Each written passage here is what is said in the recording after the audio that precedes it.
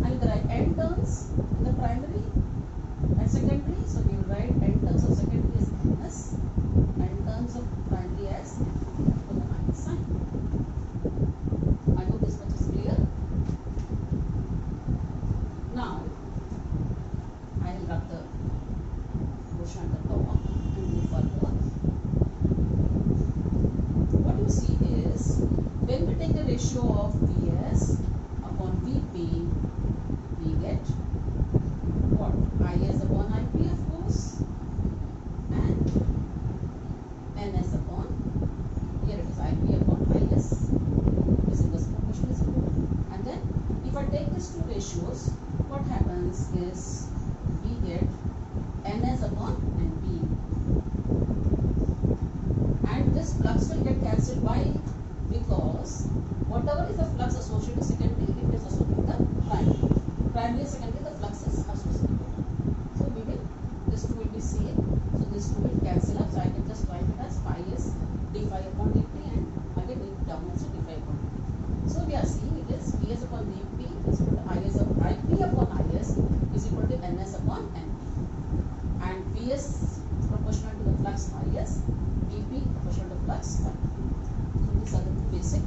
This is the basic formula of transformer, children.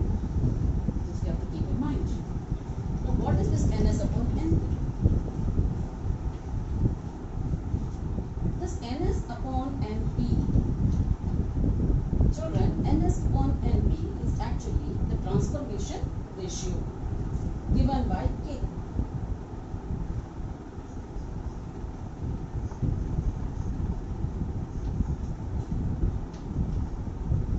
Very important. Also called as the turn ratio. Now, if it is a step-up transformer, transformer is of two types. One is step-up, another one is step-down. What happens in step-up transformer? Step-up transformer, number of turns of the secondary should be greater than the number of turns in the primary. So, if we have the number of turns more, then the flux linkage is more. If flux linkage is more, then of course the EMF is more. So, if Ns is greater than Np, then what is K? It will be greater than 1. So, if K is greater than 1, it means that transformer is a step-up transformer. Step-down transformer, the turns in the secondary is less.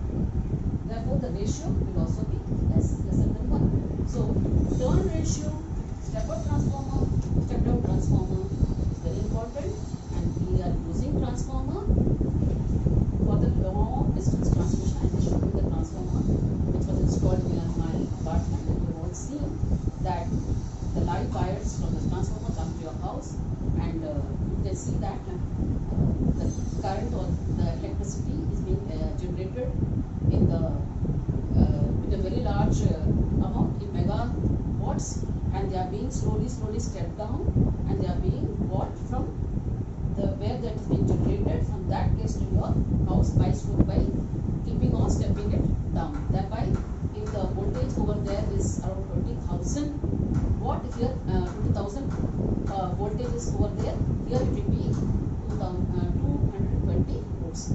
Normal domestic voltage is 220 volts. So this was all about transformer. Now I would like to show the same thing in the form of a PPT also. So whatever I had been explaining on the board, the same thing I can show you through with the help of this PPT. So this is the transformer. You can see here the transformer is being having, what do you say, the laminated cores. Yes. And these are the turns. Here the primary turn is less, the secondary turn is more. And in the primary, you can see here I have given the AC input, and outside output we are taking through some load. And what is the principle of a basic principle of a transformer? You can see it is mutual induction, which I have been telling you. Now regarding the theory of transformer, I told you that efficiency of transformer is given by output, that is I wrote as Vs Is, here it is written as Is, Es Is. So efficiency is given to you, and we know E, the EMF, is equal to Np, Ep is equal to minus Np d phi upon dt, flux is same, Es is equal to minus Ns d phi upon dt. Therefore, when we take the ratio of Es upon Ep, it is equal to Ns upon Np, which is equal to K. So this is what I explained to you people. The same thing is written here. Now about the step up and step down transformer, I told you people that if the number of turns in the secondary is more, you can see the number of turns in the secondary. Here it is more, so it is a step up transformer, hence the transformation ratio K is found to be greater than 1. Here the number of turns in the secondary is less, therefore it is a step down transformer, and the transformation ratio K is less here. Here it is K is more, because ns upon np is greater than 1, here ns upon np is lesser than 1. So transformation ratio K is greater than 1 for step up, lesser than 1 for step down. Next thing which you have to know is energy losses in transformer. So energy losses, you have seen that there is one loss called as a copper loss, because we are winding the copper wire, and since current is passing through, naturally it gets heated up, and therefore there is a copper loss due to the heating and resistance of the wire. So we were learning about the transformer, we learned about it. Now transformer also, there are some losses in the transformer. So one loss is the copper loss, which is because of the copper wire that is being wound on the soft iron core, and heat is being produced because it is being subjected to changing current. There is heat being produced, and that is being lost, and therefore there is a copper loss. Second loss you can see is the flux loss. Flux loss means actually all the flux in the primary does not get linked with the secondary. Some of the flux is being lost to the surroundings. So that is the base stage of it.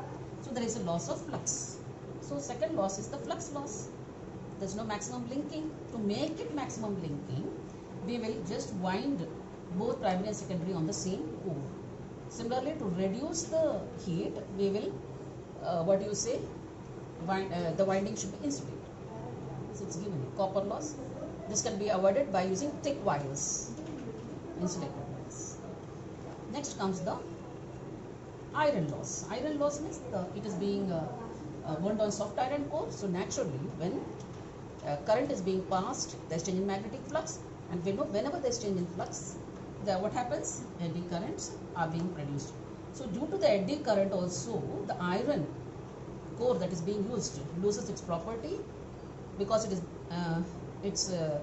heats also. It becomes hot. To reduce this effect of eddy currents, it is being laminated. In the starting also I said the cores of the transformer is being laminated to reduce the loss due to eddy current. Eddy current loss को reduce करने के लिए transformer के course जो है वो laminate किए जाते हैं, और आप देख रहे हो लैमिनेशन करने से जो ये वर्लपुल टाइप यहाँ बन रहा था वो नहीं बनेगा, इतना ही इससे हीट होगा, तो हीटिंग इफेक्ट कम कर देगा। Next comes the hysteresis loss. Hysteresis loss होता है जब हम लोग जो कोर ऑफ द ट्रांसफार्मर है ये लगातार मैग्नेटाइज डिमैग्नेटाइज होता चला जा रहा है, तो इसमें इस वजह से भी इसका लॉस हो रहा है। तो हमें ऐसा इस मटेरियल लेना चाहिए जिसका कि लूप बहुत थिन हो। किसका? Hysteresis loop. हम पढ़ चुके हैं हिस्टेरेसिस कर्व के बारे में बच्चों, ये वही चीज़ है। एंड दूसरा है last but not the least, that is the losses due to vibration of core. अब चूंकि देखिए इसमें लोहा लगा हुआ है और करंट ऑल्टरनेटिंग करंट आप जानते हो वाइब्रेशन के रूप में पास होता है, तो ये वाइब्रेट करता है। So that vibrates gives rise to sort of humming noise. So there is some loss due to this humming noise, and इसको हम हमिंग लॉस भी बोलते हैं, या लॉस साउंड एनर्जी वजह से भी लॉस होता है ट्रांसफार्मर में। So losses due to vibration of the core. So this was all about today's topic, children. So with this today what we had learnt about is our transformer. That is, a transformer is a device which is used for stepping up, stepping down. It is used in long distance transmission, and we have seen that theory of transformer, and we have learnt about the turn ratio when K is greater than 1, when K is lesser than 1, where it is step down or step up, and of course transformer is being used as long distance transmission. So children, we learnt about so many losses also. So children,